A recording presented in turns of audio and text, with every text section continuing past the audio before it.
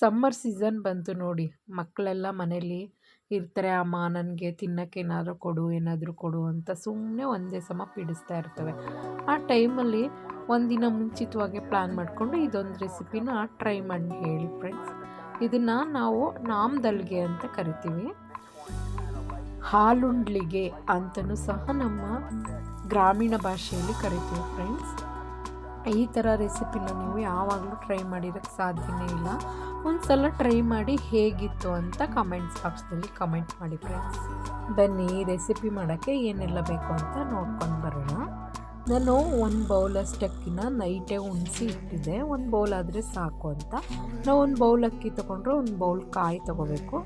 ಮತ್ತು ಸ್ವಲ್ಪ ಮೇಲೆ ಹಾಕೋದಕ್ಕೆ ಗಸಗಸೆ ಮತ್ತು ಟೇಸ್ಟ್ಗೆ 2 ಏಲಕ್ಕಿ ಹಾಗೂ ಗೋಡಂಬಿ, ದ್ರಾಕ್ಷಿ ಮತ್ತು 1 ಕಪ್ ಅಕ್ಕಿಗೆ 2 ಕಪ್ಪು ಬೆಲ್ಲ ತೊಗೋಬೇಕು. ನಾನು ಸ್ವಲ್ಪ ಆರ್ಗ್ಯಾನಿಕ್ಕು ಮತ್ತು ಈ ಉಂಡೆ ಬೆಲ್ಲ ಎರಡೂ ಮಿಕ್ಸಲ್ಲೇ ತೊಗೊಂಡಿದ್ದೀನಿ, ಯಾಕೆ ಕಲರ್ ಚೆನ್ನಾಗಿರುತ್ತೆ ಅಂತ ಹೇಳಿ. ಬನ್ನಿ ಇದು ಹೇಗೆ ಮಾಡೋದು ಅಂತ ನೋಡೋಣ ಒಂದು ಸಲ. ಇದು ರೆಸಿಪಿ ಮಾಡೋಕ್ಕೆ ಮಾತ್ರ ತುಂಬ ಟೈಮ್ ತಗೊಂಡು. ಇದಕ್ಕೆ ಮೊದಲು ಪಾಕ ಮಾಡ್ಕೋಬೇಕು. ಪಾಕ ಮಾಡ್ಕೊಳ್ಳೋಕ್ಕೆ ಒಂದು ಚಿಕ್ಕದೊಂದು ಬೌಲ್ನ ತಗೊಂಡು ಅದಕ್ಕೆ ಬೆಲ್ಲ ಹಾಕ್ಕೊಳ್ಳಿ. ನಾವು ತಗೊಂಡಿರೋಂಥ ಬೆಲ್ಲ ಮತ್ತು ಒಂದು ಸಣ್ಣ ಲೋಟ ನೀರು ಹಾಕ್ಕೊಂಡು ಅದನ್ನು ಪಾಕ ಅಂದರೆ ಒಂದೇಳೆ ಪಾಕ ಥರ ಅಲ್ಲ, ಅದು ಬೆಲ್ಲ ಜಿನ್ಗಲಿ. ಬೆಲ್ಲ ಜಿನ್ಗದ ತನಕ ಅಂದರೆ ಇದು ಬೆಲ್ಲ ಎಲ್ಲ ಮೆಲ್ಟಾಗಿ ಕರಗಲಿ. ಅದು ಕರಗೋವರೆಗೂ ಕೈ ಆಡಿಸಿ ಸ್ವಲ್ಪ, ಇಲ್ಲಾಂದ್ರೆ ಒಂದು ಸ್ವಲ್ಪ ತಳ ಕಚ್ಕೊಂಡ್ಬಿಡುತ್ತೆ. ಅದು ಬೆಲ್ಲ ಕರಗೋವರೆಗೂ ನಾವು ಒಂದು ಮಿಕ್ಸಿ ಜಾರ್ ತೊಗೊಂಡು ಅದಕ್ಕೆ ನಾವು ತೊಗೊಂಡಿರೋ ಅಂತಹ 1 ಕಪ್ ಅಕ್ಕಿ ಮತ್ತು 1 ಕಪ್ಪು ಕಾಯಿ ಎರಡೂ ತುಂಬ ಸಣ್ಣದಾಗಿ ರುಬ್ಕೊಂಬರೋಣ ಫ್ರೆಂಡ್ಸ್. ಅದಕ್ಕೆ ಏಲಕ್ಕಿನೂ ಸಹ ಹಾಕೊಳ್ಳೋಣ. ಅದು ರುಬ್ಬಿರೋ ಕನ್ಸಿಸ್ಟೆನ್ಸಿ ನೋಡಿ, ಇಲ್ಲಿ ಈ ಥರ ಇರಬೇಕು. ತುಂಬ ತೀರಾ ಸಣ್ಣದಾಗಿ ಇರಲಿ. ಹೀಗಿದ್ರೆ ಸ್ವೀಟ್ಸು ಚೆನ್ನಾಗಿ ಬರುತ್ತೆ ನೋಡಿ. ಇಲ್ಲಿ ಈ ಥರ ಇಷ್ಟು ಸಣ್ಣದಾಗಿರಲಿ. ಇವಾಗ ಒಂದು ಕಡೆ ಬೆಲ್ಲ ಕರಗ್ತಾ ಅಂತ ಒಂದು ನೋಡ್ಕೊಂಡು ಬರೋಣ. ನೋಡಿ ಇನ್ನೂ ಬೆಲ್ಲ ಕರಗಿಲ್ಲ, ಸ್ವಲ್ಪ ಕೈ ಆಡಿಸ್ಬೇಕು, ಯಾಕಂದರೆ ಉಂಡೆ ಬೆಲ್ಲ ಅಲ್ವಾ, ಸ್ವಲ್ಪ ಮೆಲ್ಟ್ ಆಗೋಕ್ಕೆ ತುಂಬ ಟೈಮ್ ತಗೊಳುತ್ತೆ ಕರಗಕ್ಕೆ. ನೋಡಿ ಈ ಥರ ಪ್ರೆಸ್ ಮಾಡಿ, ಅದು ಕರಗಲ್ಲ ಅಂತ ಅಂದಾಗ ಬೇಗ ಕರಗುತ್ತೆ ಅದು. ಇವಾಗ ರುಬ್ಬಿರೋ ಮಿಶ್ರಣನ ನಾವು ಒಂದು ಕುಕ್ಕರ್ ತೊಗೊಂಡು, ಕುಕ್ಕರ್ ಸ್ವಲ್ಪ ದಪ್ಪ ತಳ ಇರುತ್ತಲ್ಲ ಫ್ರೆಂಡ್ಸ್, ಹಾಗಾಗಿ ನಾನು ಕುಕ್ಕರ್ನೇ ತೊಗೊಂಡಿದ್ದೀನಿ. ಮತ್ತು ಹೊರಗಡೆ ಎಲ್ಲೂ ಸ್ಪ್ರೆಡ್ ಆಗಲ್ಲ ಅನ್ನೋ ಉದ್ದೇಶಕ್ಕೋಸ್ಕರ ಅದು. ನೆಕ್ಸ್ಟು ನಾನು 2 ಲೋಟ ಬೇಕಾಗಲ್ಲ ಫ್ರೆಂಡ್ಸ್, 1.5 ಲೋಟ ನೀರಾದರೆ ಸಾಕಾಗುತ್ತೆ. 1.5 ಲೋಟ ನೀರು ತೊಗೊಂಡು ನೋಡಿ ಈ ಥರ ಜಾರ್ಗೆ ಹಾಕ್ಕೊಂಡು ಮಿಕ್ಸ್ ಮಾಡ್ಕೊಳ್ಳಿ. ಮಿಕ್ಸ್ ಮಾಡಿಕೊಂಡು ನೋಡಿ ಈ ಥರ ಮಿಕ್ಸ್ ಮಾಡ್ಕೊಳ್ಳಿ. ಮಿಕ್ಸ್ ಮಾಡ್ಕೊಂಡು ಆದಮೇಲೆ ಅದನ್ನು ಕುಕ್ಕರ್ಗೆ ಹಾಕ್ಕೊಳ್ಳಿ. ಇನ್ನೊಂದು ಸ್ವಲ್ಪ ಅದೇ ಥರ ಜಾರ್ನ ತೊಳೆದು ಕುಕ್ಕರ್ಗೆ ಹಾಕ್ಕೊಳ್ಳಿ. ನಿಮ್ಮನೆ ಮುದ್ದೆ ಕೋಲು ಇರುತ್ತಲ್ಲ, ಮುದ್ದೆ ಕೋಲೇ ಸರಿ ಫ್ರೆಂಡ್ಸ್. ಇದಕ್ಕೆ ಮುದ್ದೆ ಕೋಲಲ್ಲಿ ಈ ಥರ ನೋಡಿ ಕೈ ಆಡಿಸ್ತಾ ಇದ್ದರೆ ತಳ ಹಿಡಿಯಲ್ಲ, ಹಾಗಾಗಿ ನಾನು ಮುದ್ದೆ ಕೋಲನ್ನೇ ತಗೊಂಡಿದ್ದೀನಿ. ಇವು ಬೇರೆದು ತಗೊಂಡ್ರೆ ಅಷ್ಟು ನಮಗೆ ತಿರ್ಗಕ್ಕೆ ಸರಿ ಬರಲ್ಲ ಅಂತ.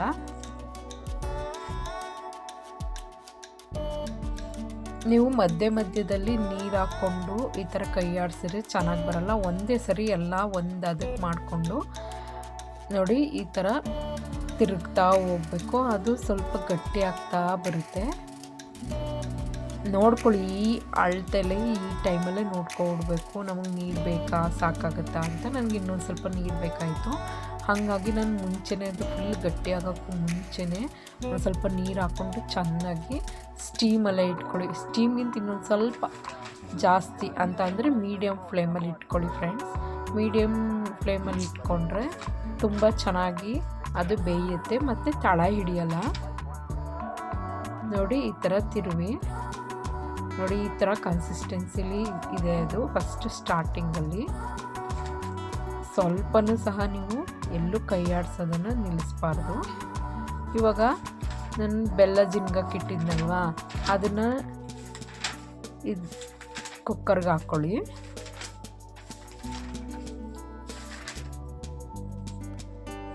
ಬೆಲ್ಲನೂ ಅಷ್ಟೇ ಅಕ್ಕಿ ಮತ್ತು ಕಾಯಿ ರುಬ್ಬಿರ್ತೀವಲ್ಲ ಆ ಮಿಶ್ರಣದೊಂದಿಗೆ ಚೆನ್ನಾಗಿ ಅದು ಮಿಕ್ಸ್ ಆಗಬೇಕು. ಈಗ ಮಿಕ್ಸ್ ಆಗೋದ್ರಿಂದನೇ ಅದು ಟೇಸ್ಟಿಯಾಗಿ ಬರೋದು. ನೋಡಿ ಈ ಥರ ಕೈ ಆಡಿಸಿ ಚೆನ್ನಾಗಿ ತಿರುವಿ. ಎಲ್ಲೋ ಸಹ ನೀವು ತಿರುವುದನ್ನು ನಿಲ್ಲಿಸ್ಬೇಡಿ. ಇದು ಸ್ವಲ್ಪ ಮೀಡಿಯಮ್ ಫ್ಲೇಮಲ್ಲೇ ಇರಲಿ. ಇದು ತುಂಬ ಹೈ ಫ್ಲೇಮ್ ಮಾಡ್ಕೊಬೇಡಿ. ತುಂಬ ಹೈ ಫ್ಲೇಮ್ ಮಾಡಿದ್ರೆ ನೀವು ತಳ ಹಿಡಿಯೋ ಸಾಧ್ಯತೆಯನ್ನು ತುಂಬ ಇರುತ್ತೆ. ನೋಡಿ ಈ ಥರ ಕೊತ ಕೊತ ಅಂತ ಕುದೀಲಿ. ಆವಾಗಲೇ ಅದು ಒಂದು ಸ್ವಲ್ಪ ನೀರು ಆವಿ ಆಗಬೇಕು. ಆವಿ ಆದಾಗಲೇ ಸ್ವೀಟ್ಸು ಚೆನ್ನಾಗಿ ಬರೋದು ಮತ್ತು ಬೇಗ ಗಟ್ಟಿ ಆಗೋದು.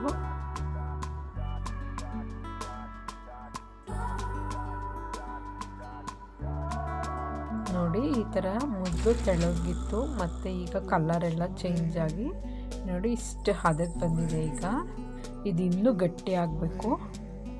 ಗಟ್ಟಿ ಆದರೆ ನೀವು ಅದು ಪೀಸಸ್ಗಳು ತುಂಬ ಚೆನ್ನಾಗಿ ಬರುತ್ತೆ ಮತ್ತು 3 ದಿನ 4 ದಿನ ಇಟ್ಟರು ಅದೇನು ಕೆಡಲ್ಲ. ಇದು ಚೆನ್ನಾಗಿ ಬೆಂದೈತಾ ಅಂತ ನೋಡ್ಕೋಬೇಕಂದ್ರೆ ಒಂದು ಬೌಲ್ಗೆ ಒಂದು ಸ್ವಲ್ಪ ನೀರು ತಗೊಂಡು ನೋಡಿ ಇಲ್ಲಿ ಇದು ಇನ್ನೂ ಬೇಯಬೇಕು. ಈ ಥರ ಒಂದು ಕಡೆ ಬರಬೇಕು, ಇನ್ನೂ ಸ್ವಲ್ಪ ಬೇಯಬೇಕು ಫ್ರೆಂಡ್ಸ್. ಇದು ಒಂದು ಕಡೆ ಬಂದಾಗ ಎಲ್ಲ ಆವಾಗ ನೀಟಾಗಿ ಬಂದಿದೆ ಇದು ಸ್ವೀಟು ಅಂತ, ಒಂದು ಹದಕ್ಕೆ ಆಗಿದೆ ಅಂತ ನೋಡಿ. ನೆಕ್ಸ್ಟು ಈ ಥರ ರೌಂಡ್ದಂಗೆ ಆಗಬೇಕು ಫ್ರೆಂಡ್ಸ್ ಫುಲ್ಲು. ನೋಡಿ ಇಲ್ಲಿ ಕೆಳಗಡೆ ಇಳಿತಾ ಇಲ್ಲ, ಇದು ಇನ್ನೂ ಬರಬೇಕು.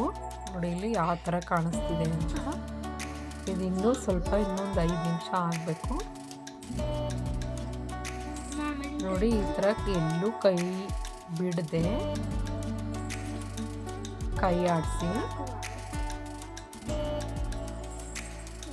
ಮತ್ತೆ ನೋಡಿ ಈ ಥರ ನೀರು ಹಾಕ್ಕೊಂಡು ಈ ಥರ ಟೆಸ್ಟ್ ಮಾಡ್ಕೊಳ್ಳಿ. ನೋಡಿ ಈಗ ಸ್ವಲ್ಪ ಬರ್ತಿದೆ, ಇನ್ನೊಂದು 5 ನಿಮಿಷ.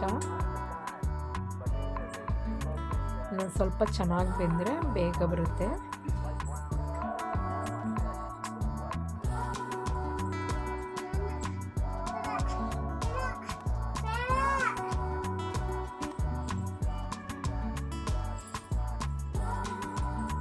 ನೋಡಿ ಈ ಥರ ಚೆನ್ನಾಗಿ ತಿರುಗಿ ಫ್ರೆಂಡ್ಸ್.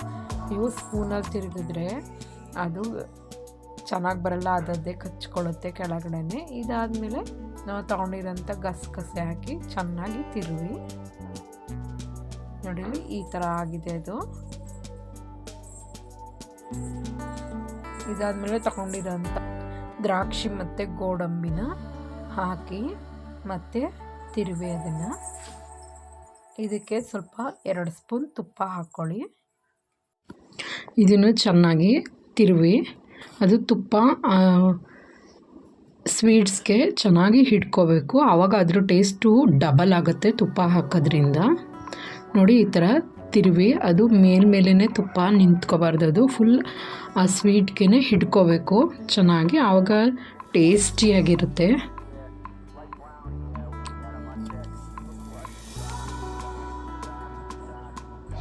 ನೋಡಿ ಫೈನಲಿಯಾಗಿ ಈ ಥರ ರೆಡಿಯಾಗಿದೆ. ನೋಡಿ ಒಂದು ಸ್ವಲ್ಪನೂ ತಳ ಹಿಡ್ದಿಲ್ಲ. ಇದನ್ನು ನಾವಿವಾಗ ಒಂದು ತಟ್ಟೆ ತಗೊಂಡು ಅದಕ್ಕೆ ಸ್ವಲ್ಪ ತುಪ್ಪ ಎಲ್ಲನೂ ಸವರಿ ಅದ್ರ ಮೇಕೆ ಟ್ರಾನ್ಸ್ಫರ್ ಮಾಡೋಣ. ನೋಡಿ ಈ ರೀತಿ ಟ್ರಾನ್ಸ್ಫರ್ ಮಾಡಬೇಕಾದ್ರೆ ಒಂದು ಸ್ವಲ್ಪನೂ ಕಚ್ಕೋಬಾರ್ದು, ಈ ಥರ ಸಲೀಸಾಗಿ ಬರಬೇಕು. ಇದನ್ನು ಒಂದೇ ಸಮಕ್ಕೆ ಈ ಥರ ತಟ್ಟೆಗೆ ಹಾಕ್ಕೊಂಡು ಹರಡ್ಕೊಂಡ್ರೆ ತುಂಬ ಚೆನ್ನಾಗಿರುತ್ತೆ. ಇದು ತಣ್ಣಗಾದ್ಮೇಲೆ ನಮಗೆ ಯಾವ ಶೇಪಿಗೆ ಬೇಕೋ ಆ ಶೇಪ್ಗೆ ಪೀಸಸ್ಗಳನ್ನ ಮಾಡಿಕೊಂಡ್ರೆ ತುಂಬ ಚೆನ್ನಾಗಿರುತ್ತೆ. ಇದು ಹೊರಗಡೆನೂ ನಾವು 3 ದಿನ ಇಡ್ಬೋದು, ಫ್ರಿಜ್ಜಲ್ಲಿ 15 ದಿನದ ತನಕನೂ ಇರುತ್ತೆ ಫ್ರೆಂಡ್ಸ್. ಇದು ನೋಡಿ ಈ ಥರ ಪೀಸಸ್ ಮಾಡ್ಕೊಳ್ಳಿ.